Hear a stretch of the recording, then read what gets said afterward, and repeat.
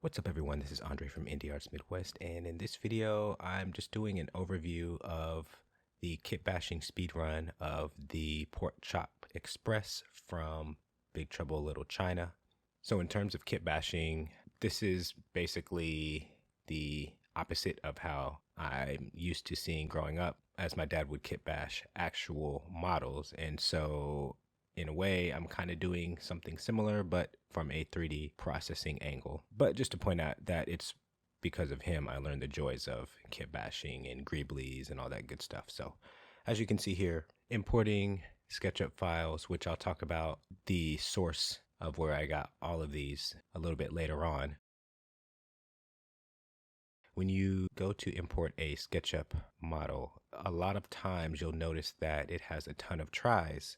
So one of the first things that I do is I will Alt-J to attempt to remove any tries and convert them to quads. And usually it's helpful for newer types of 3D models, but occasionally when it comes to the older ones like, OBJs and 3DS as well as SketchUp, you'll notice that there are a ton of tries which need to be converted. And I'm guessing that has something to do with the program that they originally came from, meaning that they probably looked better with more tries within the 3D modeling program, whether that had been 3ds Max or Maya or SketchUp itself. Throughout my search for 3D models on SketchUp Warehouse, I've noticed that quite a few of them share similar model information. So I'm wondering if there's like a base setup and everybody just kind of works from there, which is not a problem. I'm just pointing that out. The next thing I usually do is a merge by distance so that I can join certain faces together. And the reason being is that even though I plan on doing an edge split later, so long as I perform a merge by distance, that allows me to select certain faces and kind of see if I can do a loop select. And then once I get to a finalized portion of the merge by distance, after setting up all the proper faces as quads instead of tries, then I would follow up with an edge split to kind of clean things up, because occasionally the model won't look nearly as smooth with its edges unless I apply an edge split. So it's kind of like a give and take in terms of that. It may not be the best process, but it is one that works for me. So that's just kind of how I go to do things. The mirror modifier is an extremely important part of the process, though I have learned that sometimes it doesn't always work in your favor unless you have your center cursor set up properly. If not, then the opposing mirrored object won't appear in the right position. So I had to learn to center my cursor for the object's origin in order to get the best results on the mirror modifier. And that is, of course, how it normally works. But, when you're trying to work quickly and attempting to get things done in a orderly fashion, then you may come across little mistakes like that. So once I got that down, it was just kind of something that I tried to repeat throughout the process. And for the most part, it wasn't that big of a deal. As you can see here, I am joining certain vertices because Alt-J doesn't always work. So what happens is you normally have to go in and take a look at what can be joined together in the efforts to ultimately delete the tries from that point and then combine 4 different edges to make one quad or one face. So this is why the mirror modifier was extremely important, because it allowed me to obviously work on one side, and it's pretty common for many users to use that modifier to do these types of setups. But in terms of fixing 3D models, which is why I don't consider myself to be a 3D modeler, more so I've just gotten really good at editing 3D files, which is totally fine. You don't have to adhere to every angle of the 3D modeling process. There are so many different steps that you could learn to get good at that, you just kind of utilize what you can do and make it work. So, it's not necessarily tough decisions. It's just kind of going with what works, and also keeping the edge split modifier available so that you can see where it's smooth and where it's not, so that, just in case you may have joined certain faces that aren't going to work, you could always go back. And you can also see real-time results of the smoothing process throughout you converting these tries to quads.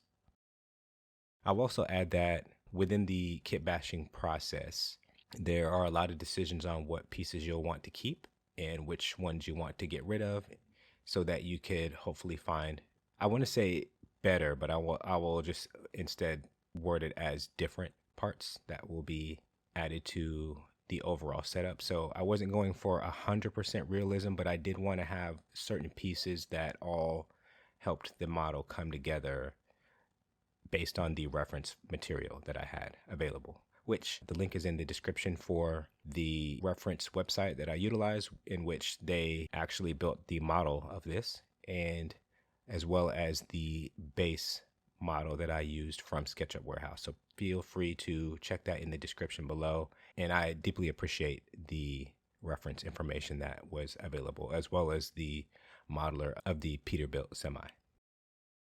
Scaling is another factor that is extremely important, though I didn't run into too many problems as I had the base truck itself, and so it wasn't a big ordeal in order to have the majority of the truck pre-built. So in terms of scaling, that really only came down to additional accessories that I either removed and or added to the overall look.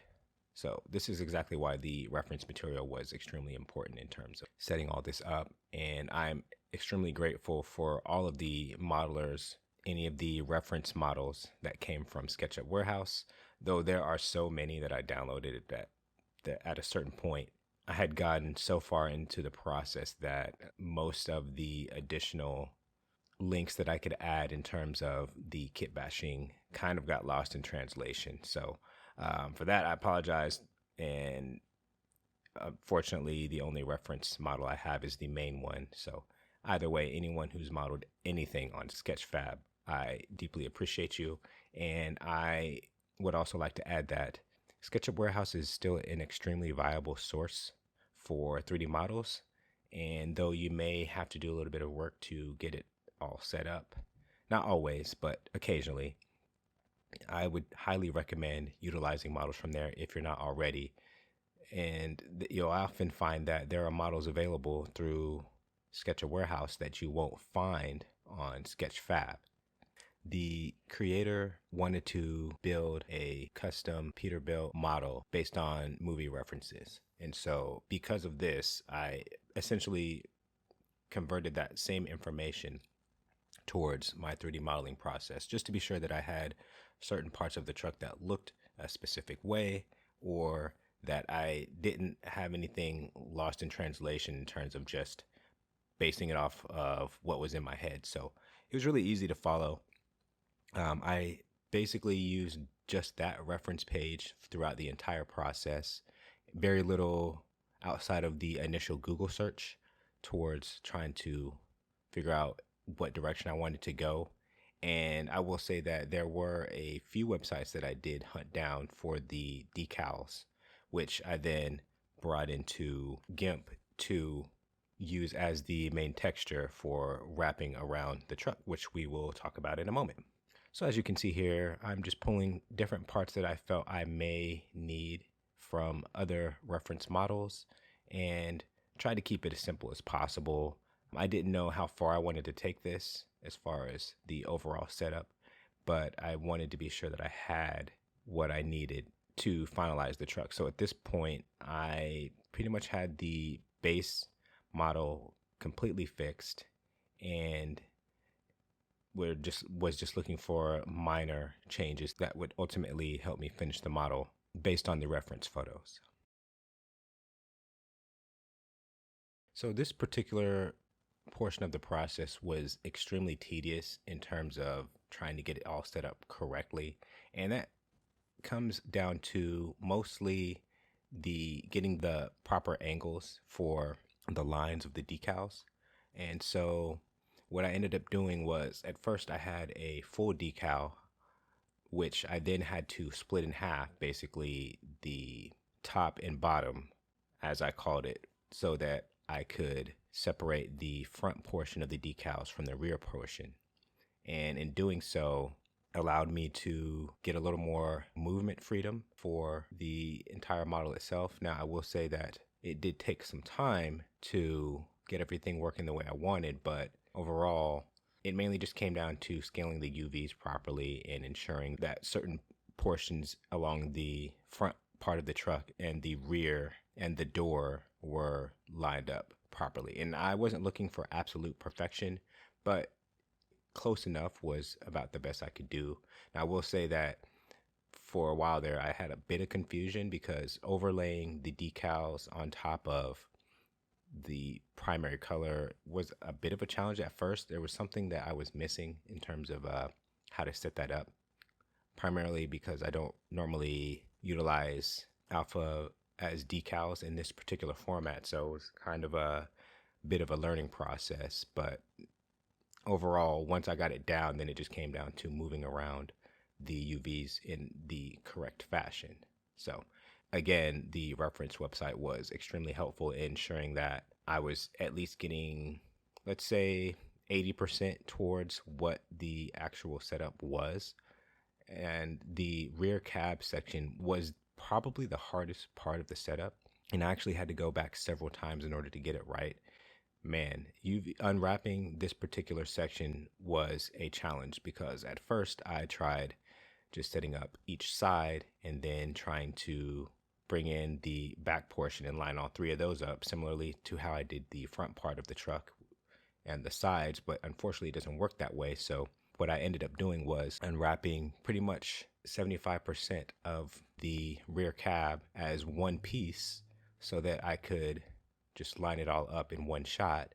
And then the smaller rectangular pieces, I tried my best to just line them up, which took a little bit of time, but overall, once I got it as close as I could, then I just accepted the results for what they were. And while it was a bit of a mess to scale back and forth and move the parts around for the smaller rectangular pieces, eventually you kind of figure out where you need to be and how much something needs to be moved up and down in order to get to the right area. But once I got it, I was very pleased with the results.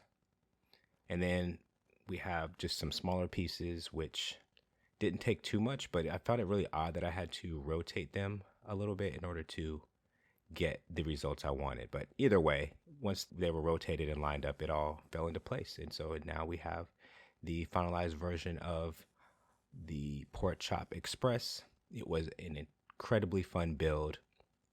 I'm really loving the render results on behalf of the model as well. And more than likely, I will bring it into Unreal Engine just for fun, or quite possibly map my steering wheel setup to get the truck driving around with a steering wheel.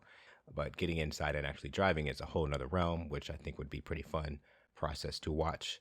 So I deeply appreciate all of your views. Don't forget to like and subscribe. And as always, thanks for watching.